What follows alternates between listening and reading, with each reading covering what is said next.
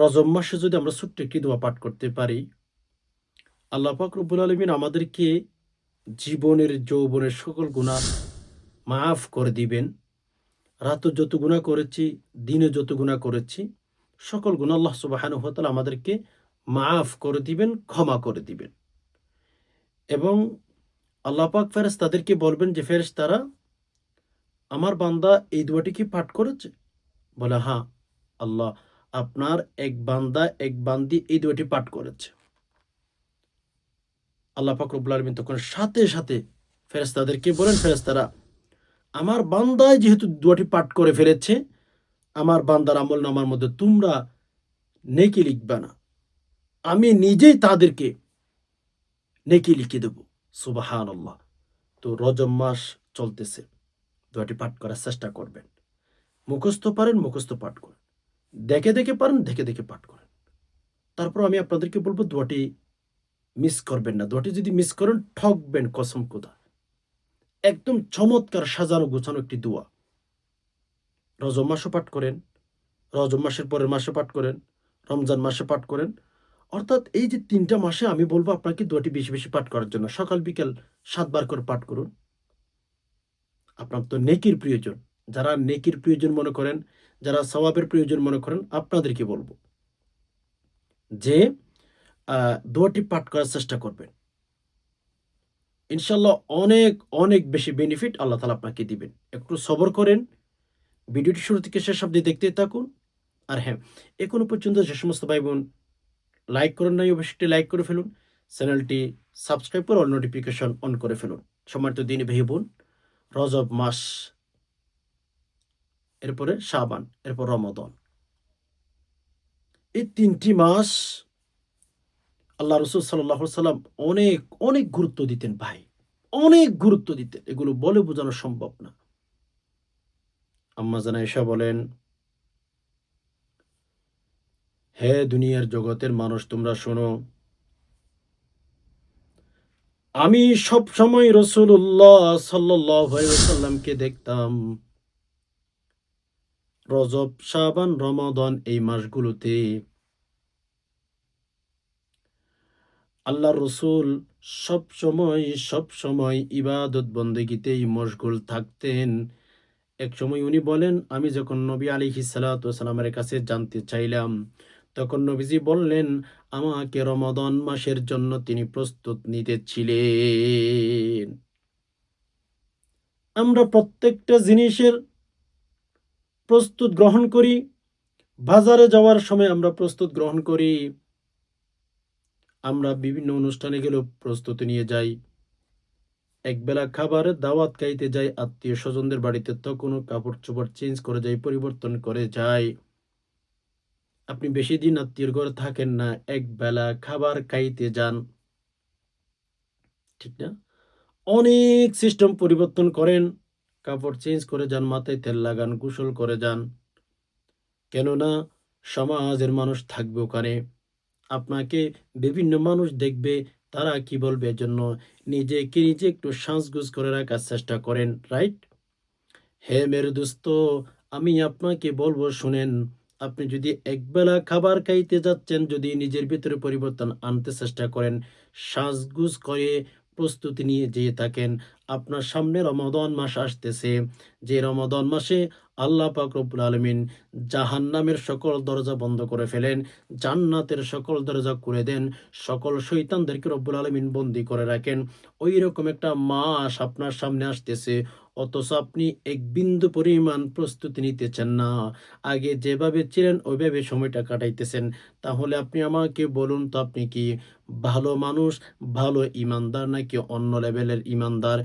আমি আপনাকে বলবো, নবী আলাইহিস সালাতু ওয়াস সালাম যেহেতু রমাদান মাসের জন্য প্রস্তুত গ্রহণ করতেন, আম্মা জান আয়েশা রাদিয়াল্লাহু তাআলা আনহা স্পষ্ট বলে দিয়েছেন যে, আমি দেখলাম নবী আলাইহিস সালাতু ওয়াস সালাম রজব আর শাবান মাসে বেশি বেশি দোয়া করতেন। আল্লাহুম্মা বারিক লানা ফি রজব ওয়া শাবান ওয়া বাল্লিগনা রমাদান। আয়েশা বলেন, আমি নবী আলাইহিস সালাতু ওয়াস সালামকে দেখেছি এই দোয়া তিনি পাঠ করতেন আর আল্লাহর কাছে সাহায্য চাইতেন, মদত চাইতেন, বারাকা চাইতেন। আল্লাহ গো, রজব আর শাবান মাসে বারাকা দিয়ে আমাকে রমাদান পর্যন্ত পৌঁছিয়ে দিন। আচ্ছা বলুন তো, রাসূলুল্লাহ সাল্লাল্লাহু আলাইহি সাল্লাম যদি রমাদান মাসের জন্য প্রস্তুত নিতে পারেন, তাহলে আপনি কেন নিবেন না? যেই নবীর দিকে আল্লাহ তাকিয়ে থাকেন, দুনিয়ার সব কিছু নাশ হতে পারে, দুনিয়ার সকল কিছু কিন্তু নষ্ট হয়ে যেতে পারে, আল্লাহ পাক রব্বুল আলমিনের কিচ্ছু আসে যায় না। কিন্তু আমার বন্ধু মুহাম্মদুর রাসূলুল্লাহ সাল্লাল্লাহু আলাইহি সাল্লাম যেন আমার উপর অসন্তুষ্ট না হয়। সেরকম একজন নবী, উনি প্রস্তুতি নিতেন। ভাই, আমাদেরও প্রস্তুতি নেওয়া দরকার। ধরেন আপনি নামাজ পড়তেন না, এখন থেকে নামাজ পড়া শুরু করেন। আপনি গুনাহ করতেন, গুনাহ ছাড়েন। ইবাদত বন্দেগীতে মশগুল হয়ে যান। সামনে রমাদান মাস, আপনি যদি এখন থেকে প্রস্তুতি না নিয়ে থাকেন ইবাদত বন্দেগীর জন্য, সামনে রমাদান মাস যেহেতু আসতেইছে, ওই রমাদান মাসে ইবাদত বন্দেগী না করলে আপনি তো ঠকবেন। প্রসিদ্ধ একটা দোয়া জানেন না? রাসূলুল্লাহ সাল্লাল্লাহু আলাইহি সাল্লাম বদদুয়া করেছিলেন। রাসূলুল্লাহ সাল্লাল্লাহু আলাইহি ওয়াসাল্লাম বদদুয়া করেছিলেন কিছু মানুষের জন্য, যেই সমস্ত মানুষ, যে সমস্ত ইমানদার আল্লাহ রসুলের নাম শুনলো অথচ দরুদ পাঠ করলো না, আল্লাহ পাক রব্বুল আলামিন তাদেরকে যেন ধ্বংস করে দেন, এজন্য রবের কাছে নবী আলাইহিস সালাতু ওয়াস সালাম বদদুয়া করেছিলেন। আর যারা মা বাবা পেয়েছেন, তাদেরকে সেবা করতে পারলো না, সেবা করে তাদেরকে রাজি খুশি করতে পারলো না, আল্লাহ রসুল সাল্লাল্লাহু আলাইহি সাল্লাম আর জিবরাইল আলাইহিস সালাতু ওয়াস সালাম বৈশা ওই সমস্ত ব্যক্তিদের জন্য রবের কাছে মেসেজ দিয়েছেন, বদদুয়া দিয়েছেন ধ্বংস হয়ে যাওয়ার জন্য। আল্লাহর কাছে মেসেজ তারা দিয়েছিলেন। এক পাশে নবী, আরেক পাশে জিবরাইল। আমি তো বলি এর সাথে আল্লাহ পাক রব্বুল আলামিনের একমত পোষণ ছিল, কারণ না হয় কখনো নবী আলাইহিস সালাতু ওয়াস সালাম তাদের বিরুদ্ধে বদদুয়া করতেন না। দেখেন, যারা মা বাবা পেয়েছে তাদেরকে সেবা করে তাদেরকে রাজি খুশি করতে পারলো না, আল্লাহ রসুল আর জিবরাইল আল্লাহর কাছে দোয়া করেছেন, আমার বিশ্বাস আল্লাহ পাক সেই কাগজের মধ্যে সিগনেচার করে দিয়েছেন। নবীজির নাম শোনার পরে দরুদ পাঠ করলো না, তারা যেন ধ্বংস হয়ে যায়, আল্লাহর কাছে নবী আলাইহিস সালাতু ওয়াস সালাম বদদুয়া করেছিলেন। তৃতীয় নাম্বার, এটাই হচ্ছে আমার মেইন কথা, যারা রমাদান মাস পেয়েছে অথচ নিজের গুনাহগুলো মাফ করে নিতে পারে নাই, নিজে জান্নাতের মালিক হতে পারে নাই, নিজের আমলনামার মধ্যে হাজার হাজার গুনাহ রমাদান মাস পাওয়ার পরেও রেখে দিয়েছে, এ সমস্ত বান্দাবান্দি যেন ধ্বংস হইয়া যায়, এ সমস্ত বান্দাবান্দি যেন নষ্ট হয়ে যায়, রবের কাছে মুহাম্মদুর রাসূলুল্লাহ সাল্লাল্লাহু আলাইহি সাল্লাম আর জিবরাইল আলাইহিস সালাতু ওয়াস সালাম আল্লাহর কাছে বদদুয়া করেছে। দেখেন, এজন্য আমাদের প্রস্তুতি নিতে হবে। হ্যাঁ, রমাদান মাস আসতেছে, প্রস্তুতি নেন। রাসূলুল্লাহ সাল্লাল্লাহু আলাইহি ওয়াসাল্লাম যদি নিজে প্রস্তুতি নিতে পারতেন, আপনি করে নিবেন না। এজন্য আজ থেকে, এখন থেকে আপনারা অনেকে আছেন, আগামীকাল থেকে পড়বো নামাজ, অথবা এরপর থেকে পড়বো, আগামী সপ্তাহ থেকে পড়বো, রমাদানের আগে থেকে পড়বো। আর মেয়ে বাদ দেন। ইন্না সলাতা কানাত লিল মুমিনিনা কিতাবান মাওকুতা। রব্বুল আলামিন বলেন, আমি নামাজ তোমাদের উপর ফরজ করেছি। ইন্না সলাতা কানাত লিল মুমিনিনা কিতাবান মাওকুতা। আমি তোমাদের জন্য নামাজ ফরজ করেছি সময় মতো নামাজ পড়ার জন্য। সময় মতো নামাজ পড়ার জন্য তোমাদের উপরে ফরজ করে দিয়েছি। সময় মতো পড়তে হবে, সময় মতো। সময় মতো নামাজ পড়েন। আল্লাহ বলেন, আমি তোমার যা যা প্রয়োজন সবকিছু আমি আল্লাহ পূরণ করে দেব। সুবহানাল্লাহ। এজন্য আমি সবার কাছে অনুরোধ করব, নামাজ পড়বেন, সময় মতো পড়বেন। নামাজ পড়া শুরু করেন না এখনো, আপনি নামাজ পড়া শুরু করার নিয়ত করেছেন, আমি বলবো এখন থেকে শুরু করেন। অনেকে আজকে পড়বো, কালকে পড়বো, এই পড়বো, সেই পড়বো, এই যে সময়ের জন্য অপেক্ষার মধ্যে থাকে, মেরে দোস্ত, এই কাজ কখনো করবেন না, কখনো করবেন না। কারণ আপনি যে বলতেছেন আগামীকাল পড়বেন, এরপরে পড়বেন, এরপরে পড়বেন, হইতেও পারে ওই আগামীকাল আসতে আসতে আপনার লাইফের নিঃশ্বাস পর্যন্ত রব্বুল আলামিন বন্ধ করে দিতে পারবে। আল্লাহর ক্ষমতা আছে। আগামীকাল পড়বো না, এখন থেকে পড়বো আমি। কারণ কুরআনুল কারীমের ভেতরে রব্বুল আলামিন বলেছেন, ওয়া ইবাদুর রহমান। আল্লাহ পাক রব্বুল আলামিন বিভিন্ন জায়গায় কুরআনুল কারীমের মাধ্যমে আমাদেরকে সতর্ক করেছেন। কারণ আমাদের এগুলো করেছেন কেন আল্লাহ তাআলা জানেন?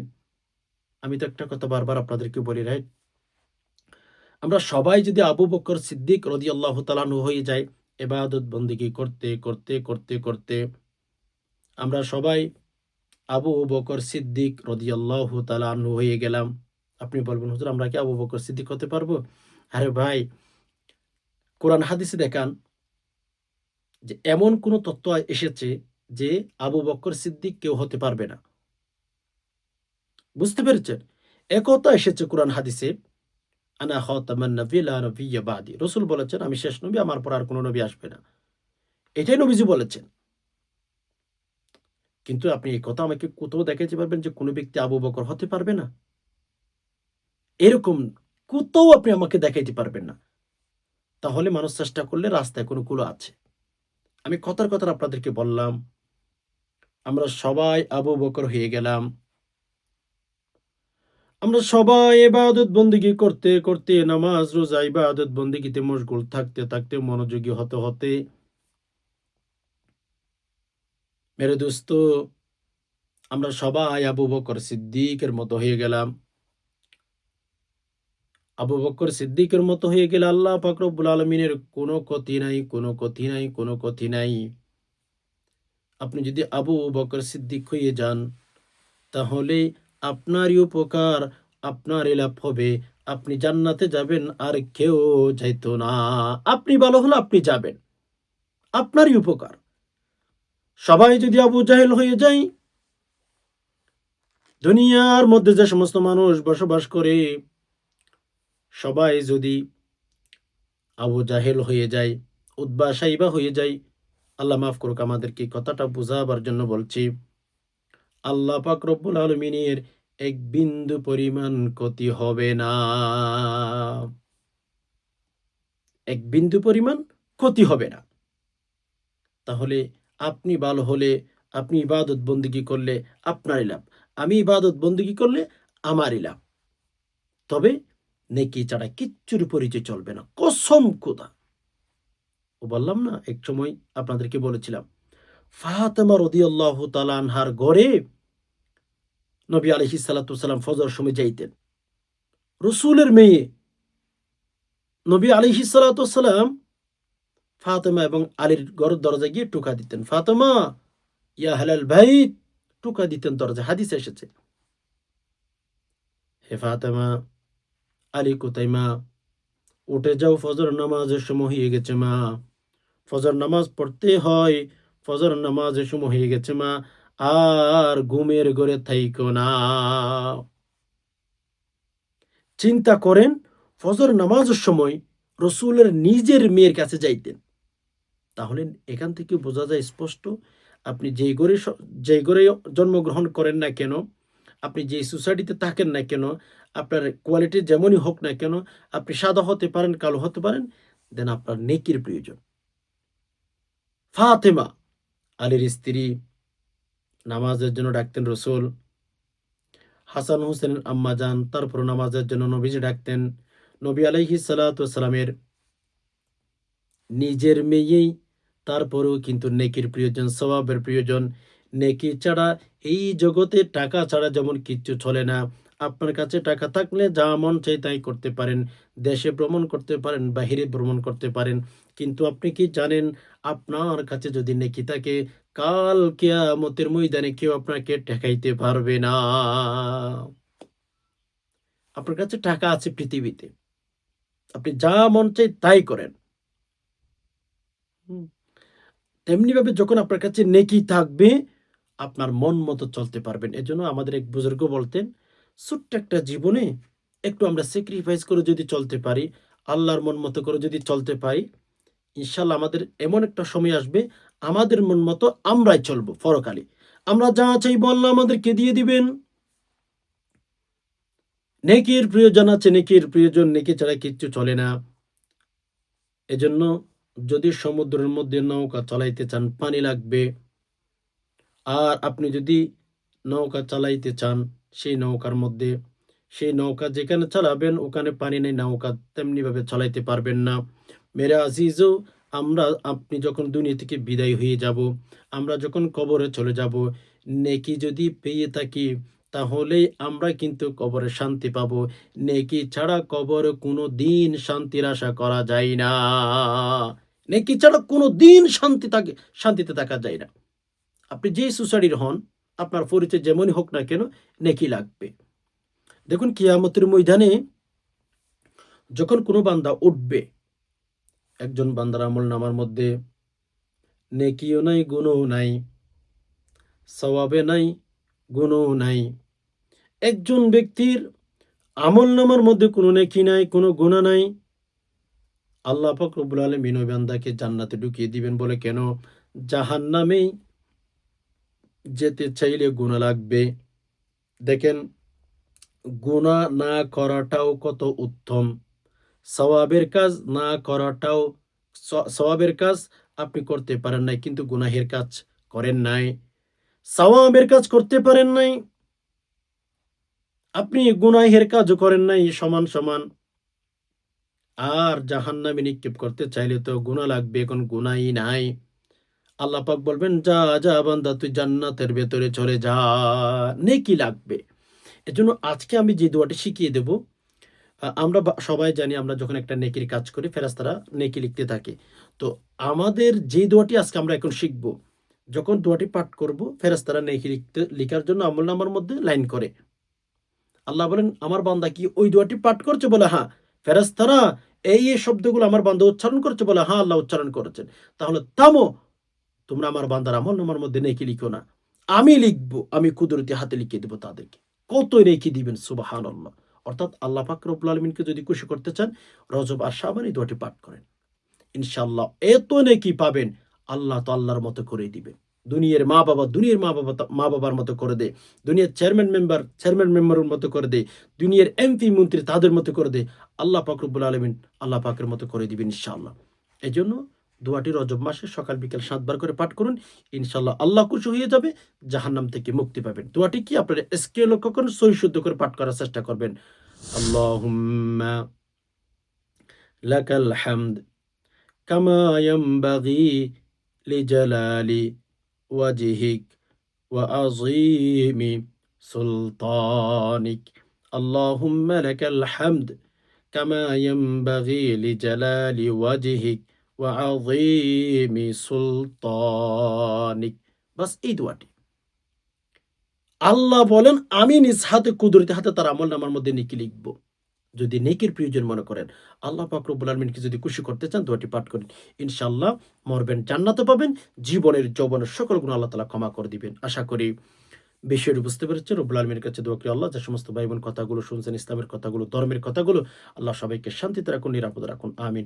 আল্লাহ বিশেষ করে আমরা যেন এই দোয়াটি বেশি বেশি পাঠ করতে পারি, আল্লাহ সে তৌফিক দান করুন, আমিন। আজকে পর্যন্ত দেখা হবে অন্য কোনো ইসলামিক ভিডিওতে। ততক্ষণ পর্যন্ত আল্লাহ সুবহানাহু ওয়া তাআলা আমাদের সবাইকে ভালো রাখুক, সুস্থ রাখুক, আমিন। আসসালামু আলাইকুম ওয়া রাহমাতুল্লাহি ওয়া বারাকাতুহু।